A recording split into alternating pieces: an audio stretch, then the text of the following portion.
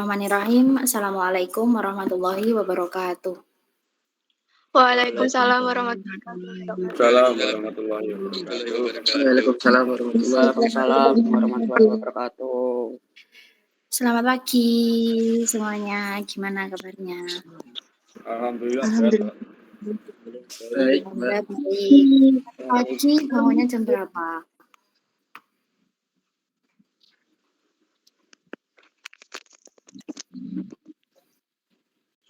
Halo. Iya, Mbak. Tadi pagi bangunnya jam berapa? Subuh, Mbak, subuh. Iya, Mbak, sama Mbak, subuh. Azam, kamu udah mandi, Tazam? Azam belum mandi, Bu. Wah, awas lagi. Hujan ini. Absen.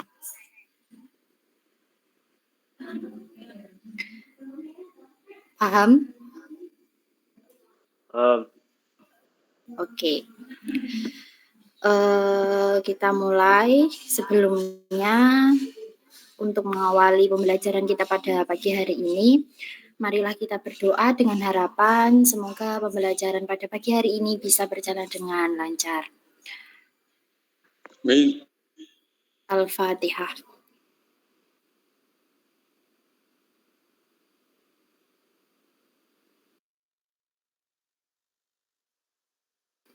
Amin amin ya robbal alamin. Jangan lupa silahkan membuka buku paketnya dan juga ini buku tulis sama penanya. Silahkan dibaca dulu pada poin yang C ya, nomor 1 sama nomor 2. Saya kasih waktu sekitar 7 menit, silahkan dibaca dulu, setelah itu nanti saya terangkan. Bisa diterima? Dengar Bisa. kan? Oke, silahkan dibaca dulu. Ini saya absen dulu ya. Sambil dibaca, sambil saya absen. Akiara.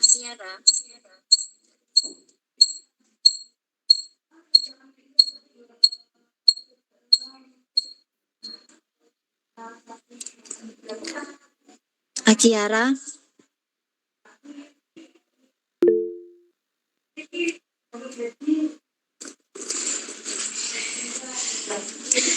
Jangan lupa mic-nya di on-kan dulu ya.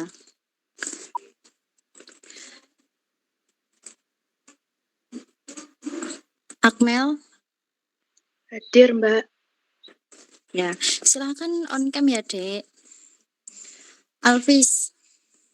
Hadir. Alif. Hadir. Alifah.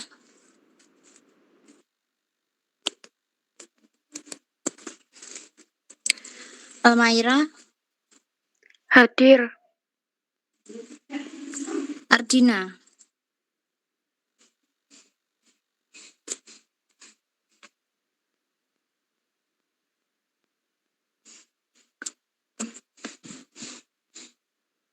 Azizal.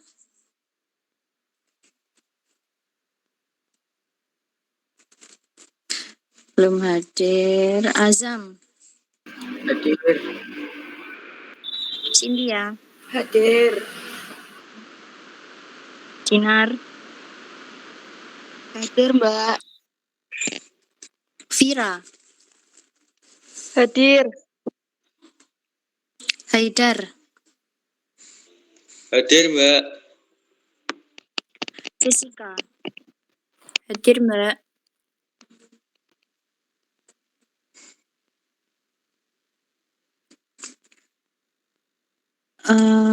Keiko. Hadir. Hadir. Kayla. Hadir, Bu.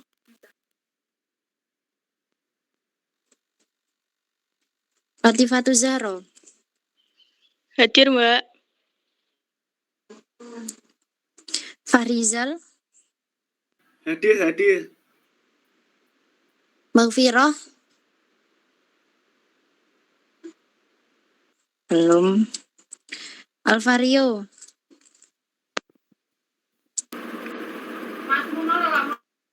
Hadir. Uzi, Hadir. kamu latihan soalnya belum ya, solatif, segera mengumpulkan dek, nanti nilainya kosong.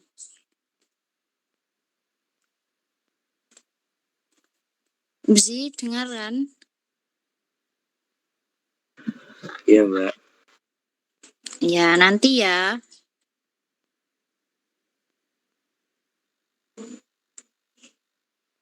Ilham, Hadir. Alvan, gak ada. William, Hadir. Najwa Azaria. Hadir.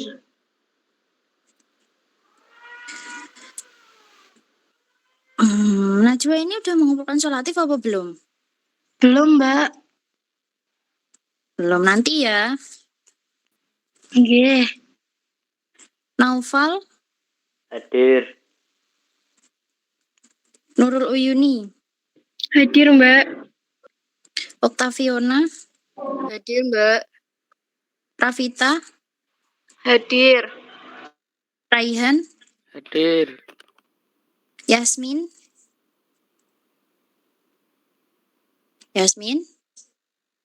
gak ada. Zulfikar, gak ada juga.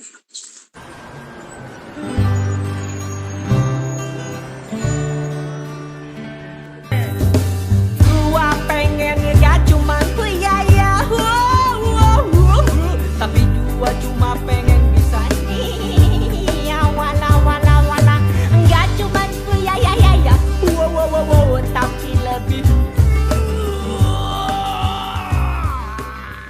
Nunggu guru selfie dulu. Ganteng dikit cekrek, ganteng banyak cekrek, ganteng banget. Cekrek upload.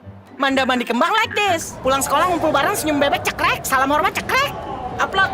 Budi Belagu like this. Bobby Baper like this. Menatap masa depan. Akan on cam semua ya. Saya akan memastikan bahwa kalian mendengarkan meskipun keadaannya daring.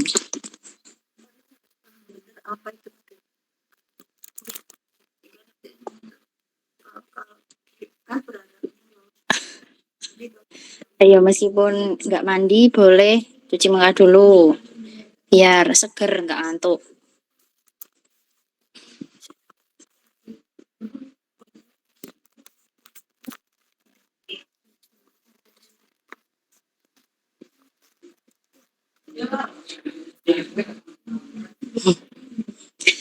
Iya tahu kalau belum mandi, soalnya muka-muka bantal.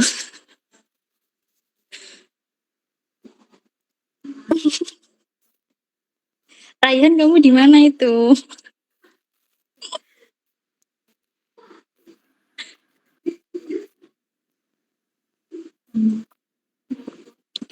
Sudah terlihat ya PPT-nya? Sudah.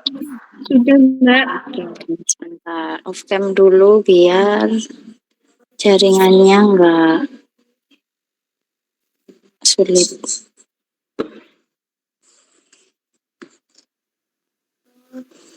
Oke, hari ini kita akan belajar mengenai latar belakang munculnya nasionalisme dan organisasi pergerakan nasional di Indonesia.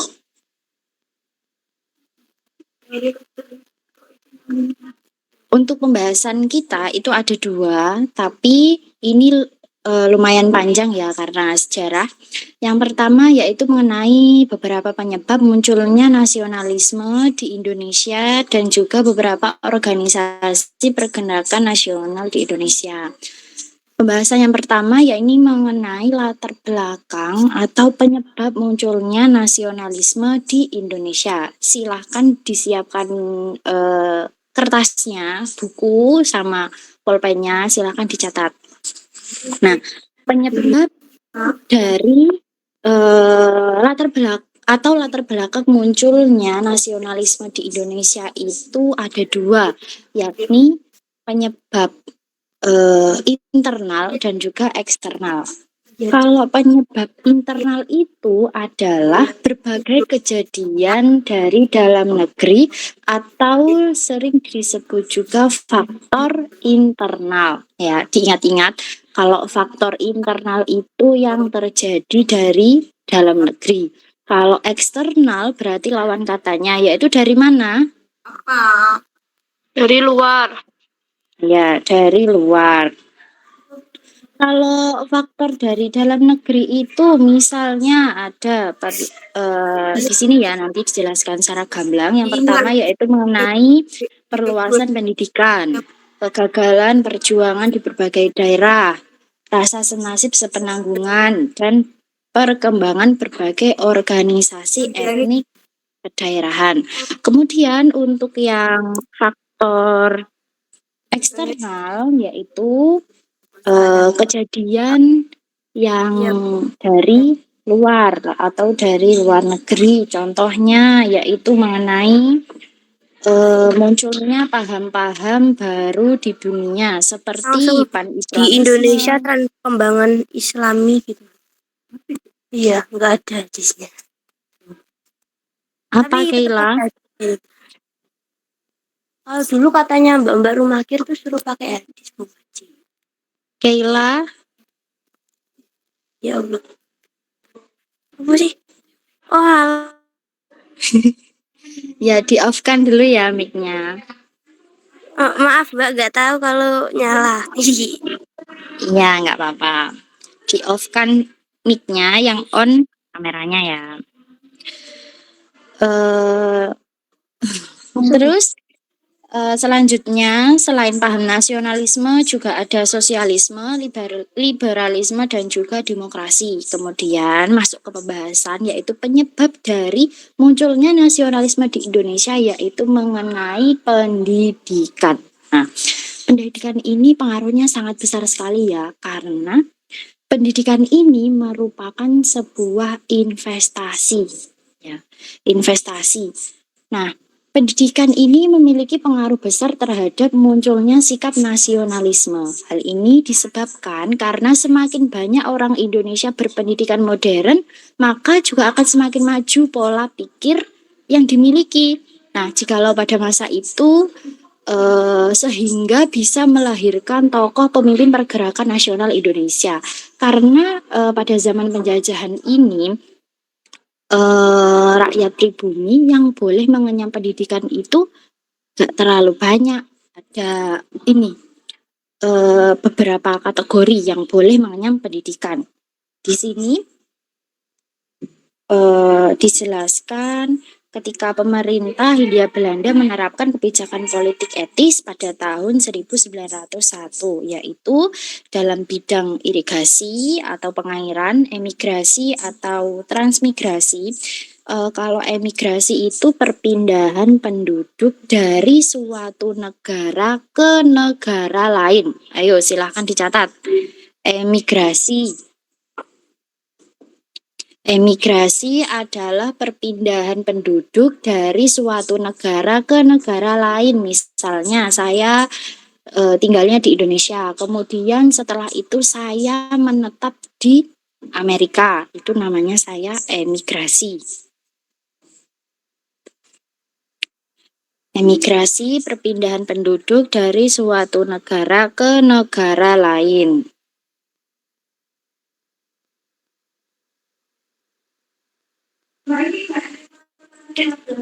Kemudian selanjutnya ada istilah transmigrasi. Kalau transmigrasi itu perpindahan penduduk dari suatu daerah yang padat ke daerah yang penduduknya itu enggak terlalu padat. Nah, biasanya kalau transmigrasi ini dilakukan dalam satu negara tetapi beda pulau kalau di Indonesia.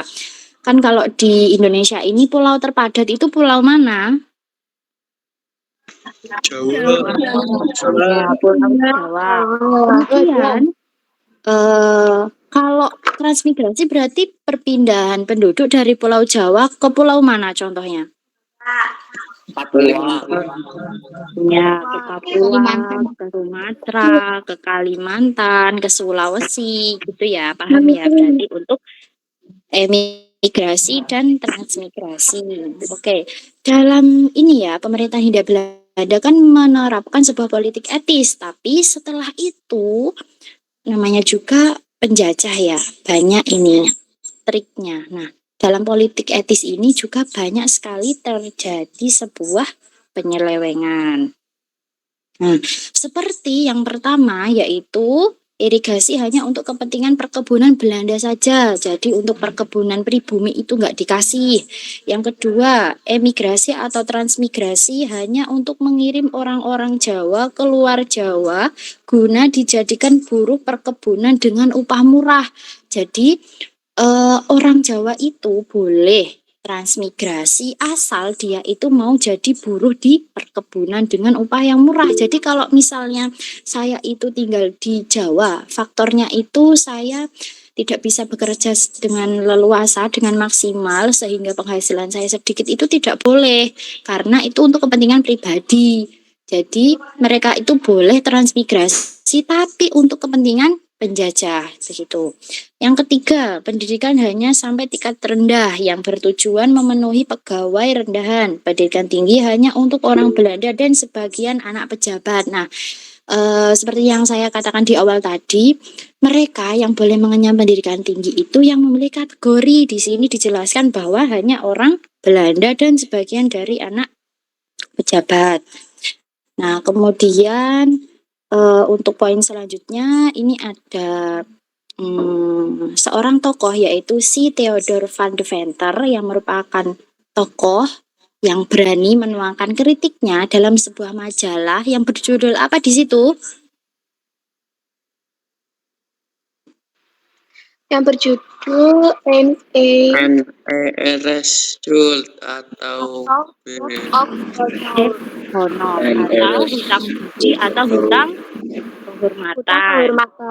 Ingat-ingat ya, yang menuangkan kritik dalam sebuah majalah berjudul NRS Jul yaitu Theodor van de Venter. Barangkali ini muncul di kuisnya nanti ya. Nah, di sini balas budi yang diusulkan adalah dengan melakukan etiket atau ini pendidikan, emigrasi, dan irigasi.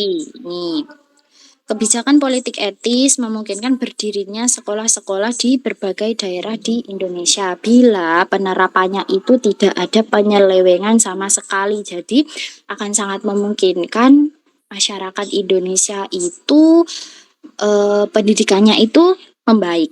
Nah, mengapa orang yang berpendidikan mengapa pendidikan itu penting bagi seseorang? Ayo, apa? Ada yang mau menuangkan pendapatnya? Karena biar pintar, biar gak bodoh. biar pintar menumbuhkan kembangan nasionalisme.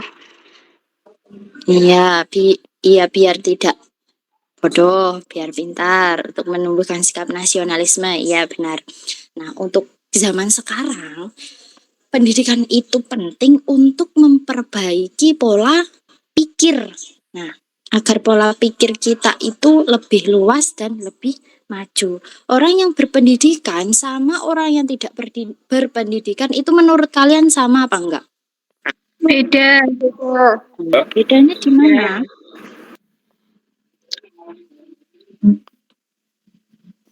Bedanya kalau orang Omongannya, Mbak. ya bisa dilihat dari omongannya. Biasanya orang yang berpendidikan itu lebih open mind. Tahu open mind itu? Open mind. Ya, pikirannya itu lebih terbuka, mampu menerima kritik. Kemudian tidak merendahkan orang lain, memiliki sikap sosial yang tinggi, peduli sesama dan lain-lain. karena dia itu memiliki ini sinergi positif begitu kalau orang yang berpendidikan gitu. Nah, pendidikan ini sangat besar perannya dalam menumbuhkan nasionalisme karena pendidikan ini menyebabkan terjadinya transformasi ide dan pemikiran yang mendorong semangat pembaruan masyarakat. Nah, pada masa sekarang ini kalian itu harus ini memiliki pendidikan yang tinggi begitu ya. Kalau kalian mampu untuk melanjutkan ke jenjang yang berikutnya, maka kalian harus berusaha supaya bisa meraihnya. Kalian harus punya cita-cita itu yang setinggi-tingginya lah pokoknya. Gitu ya. Nah, yang kedua ya ini mengenai kegagalan perjuangan di berbagai daerah. Nah, dari materi yang kalian kumpulkan kemarin, adakah perlawanan dari daerah yang tidak ada kalahnya? Ada nggak yang nggak kalah?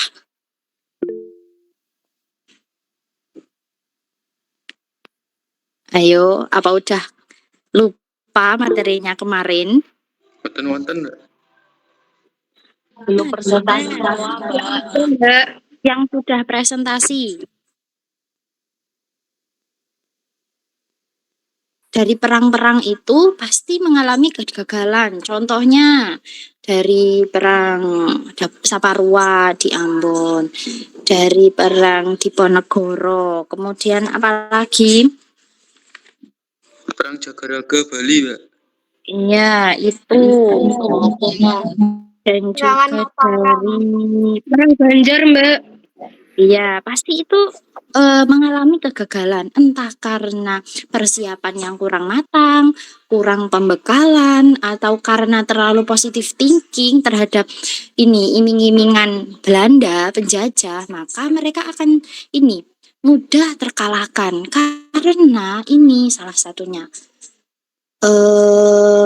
pola perlawanan mereka itu masih bersifat kedaerahan karena kembali pengetahuan mereka itu minim akan perang gitu. Nah, pola perlawanan mereka itu masih bersifat keyakinan, kepercayaan mereka atas daerah mereka sendiri atau adat istiadatnya. Nah, pengetahuan serta strategi sehingga mudah untuk dikalahkan. Maka pada abad 10, akhirnya bangsa Indonesia itu menemukan identitas kebangsaan sebagai perekat perjuangan bersama yang ditandai dalam momentum penting atau sebuah ikrar, yaitu apa? Ikrar apa? Sumpah Pemuda. Ya, Sumpah Pemuda tanggal 28 Oktober 1928. 28 Oktober 1928. Untuk lahirnya Sumpah Pemuda itu dari apa nanti akan dijelaskan ya. Kemudian ini diingat-ingat ya, Sumpah Pemuda itu pada tanggal 28 Oktober 1928. Nah, selanjutnya yaitu karena rasa senasib dan sepenanggungan. Nah, mereka itu yang dijajah oleh penjajah itu merasakan ini nasib yang sama, merasakan penderitaan yang sama. Akhirnya mereka itu berupaya untuk bersatu dari daerah Jawa, dari daerah Sumatera, Kalimantan itu bersatu. Kemudian untuk membentuk sebuah ini persatuan untuk melawan para penjajah gitu. Nah, di sini dijelaskan bahwa organisasi pergerakan nasional itu tidak muncul begitu saja. Awalnya organisasi yang berdiri di Indonesia itu ada organisasi etnis atau suku, kedaerahan,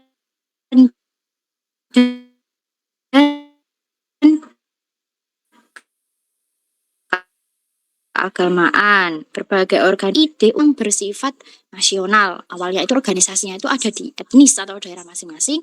Tapi karena mereka merasa senasib dan sepenanggungan, akhirnya mereka menggabungkan diri, begitu.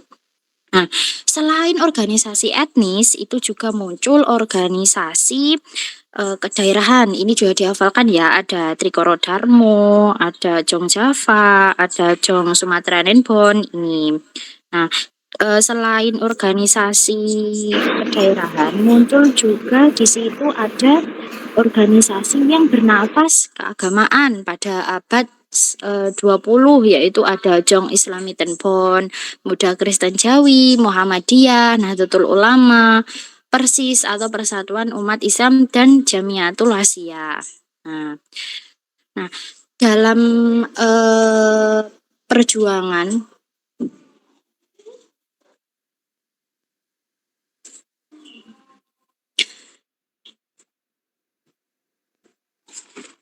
oh iya, maaf, ini harusnya ini ya.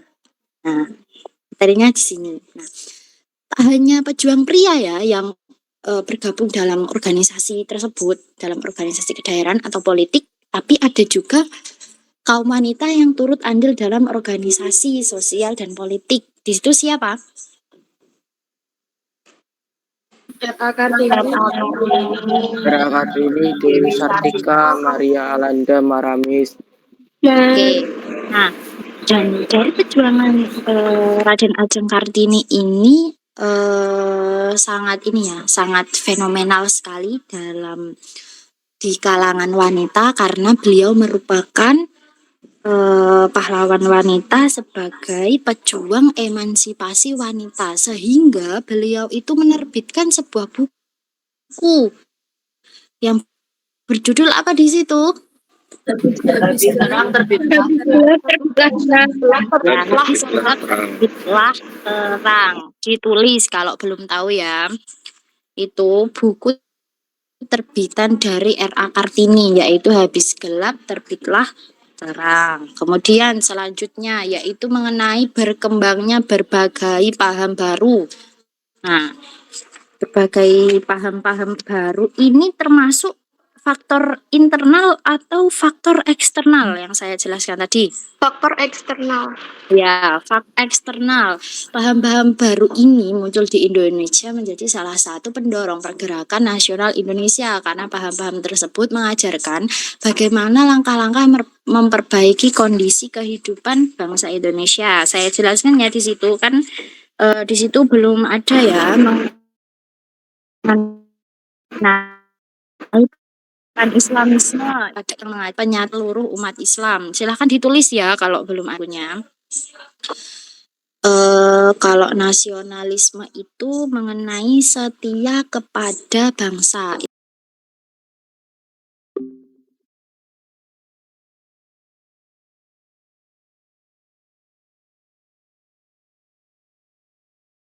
Tidak mengikat individu tanpa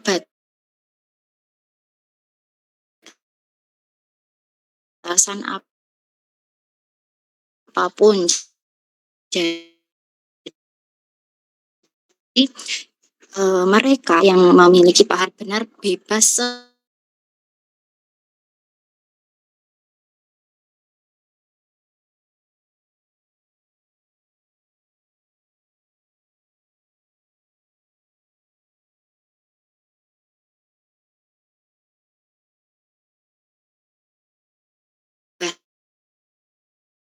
bebasnya tanpa ada batasan apapun.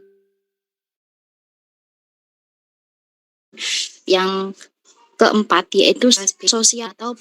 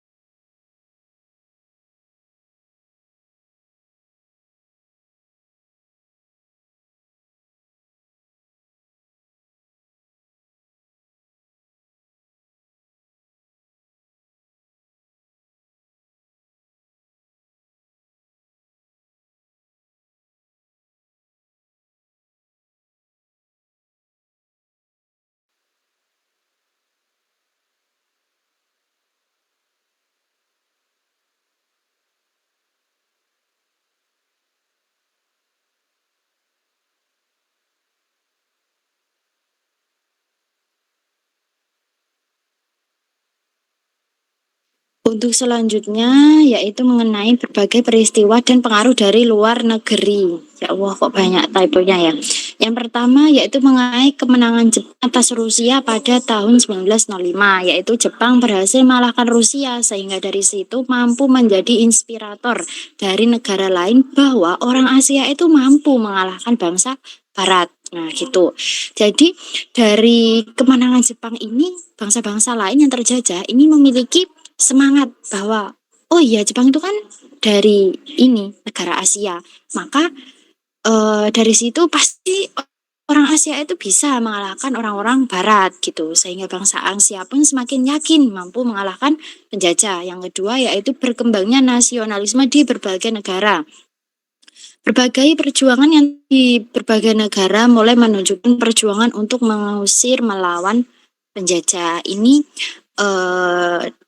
disebabkan dari faktor apa ya, semangat itu bisa dari faktor internal juga, dari eksternal pun juga bisa gitu. Nah, ini ada pertanyaan. Siapakah tokoh di samping? R.A. Kartini. Ya,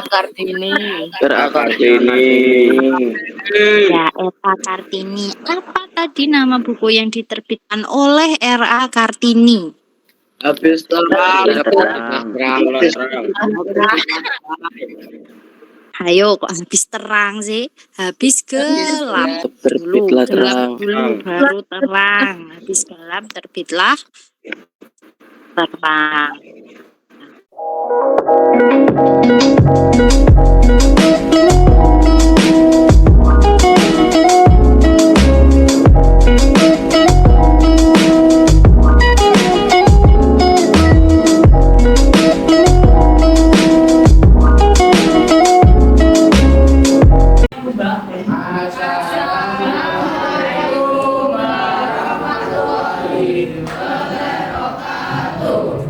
Waalaikumsalam warahmatullahi wabarakatuh.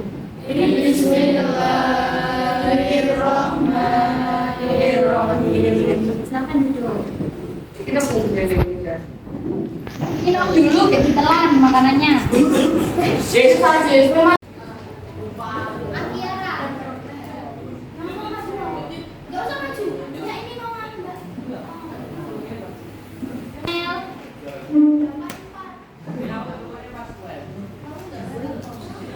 Alvis, 72. Alif, dapat berapa? Beda. Dapat berapa? Belum dibagikan bapaknya.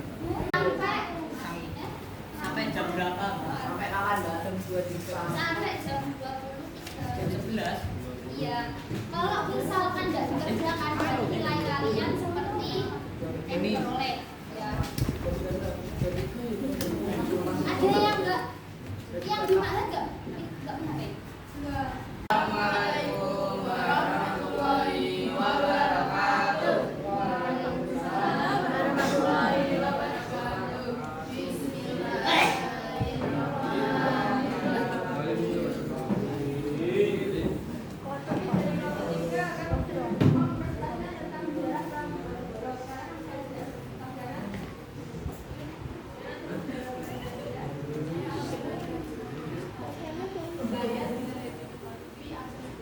Saya sama Mas Fahri dari sembilan.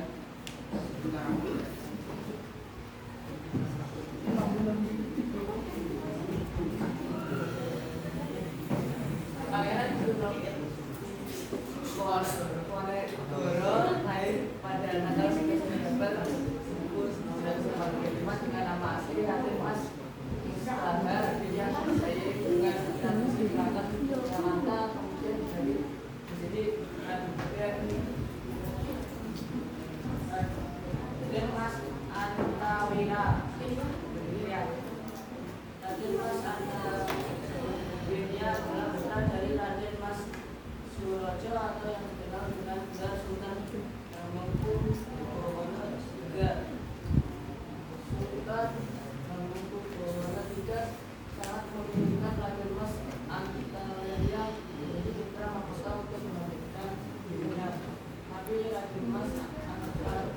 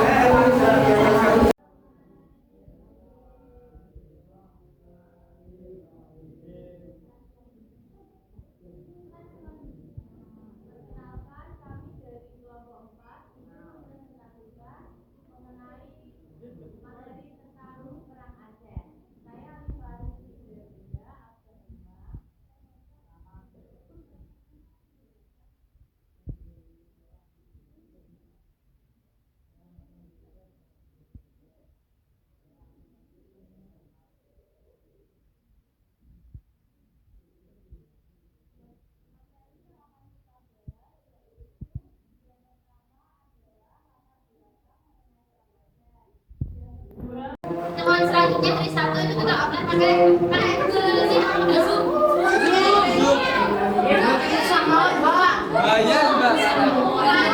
Zoom jam 7. Mbak, pembiasaan dulu 20 menit. Tidur dulu. Ya.